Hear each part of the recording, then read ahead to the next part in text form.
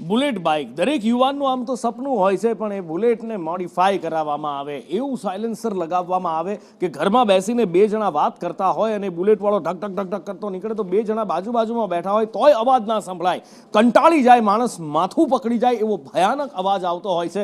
રાજકોટ પછી હવે વડોદરામાં પણ આવા બુલેટ ચાલકો ઉપર કાર્યવાહી કરવામાં આવી છે. સાયલેન્સર ઉપર અહીંયા પણ રોલર ફેરવી દેવામાં આવ્યા છે. અઢળક સાયલેન્સર જે ધ્વનિ પ્રદૂષણ કરી રહ્યા હતા એની સામે એવા બાઇક ચાલકો સામે કાર્યવાહી કરવામાં આવી છે. એમના સાયલેન્સરો અલગ કરી દેવામાં આવ્યા બાઇકથી અને પછી હવે એવા સાયલેન્સરો ઉપર રોલર ફેરવી દેવામાં આવ્યું છે. 2 મહિના અગાઉ અમે 75 જેટલા મોડિફાઈડ સાયલેન્સરનો નાશ કર્યો હતો. એ જ રીતે નામદાર કોર્ટના હુકમથી આજે અમે 108 સાયલેન્સરનો નાશ કરીએ છીએ. અલગ અલગ ડ્રાઈવથી આજે મોડિફાઈડ સાયલેન્સર લગાવીને નોઇઝ પોલ્યુશન કરે છે એવા સાયલેન્સર વાપરનારા વાહન ચાલકો વિરુદ્ધમાં કાર્યવાહી કરી અને આરટીઓના ચલણ આપ્યા.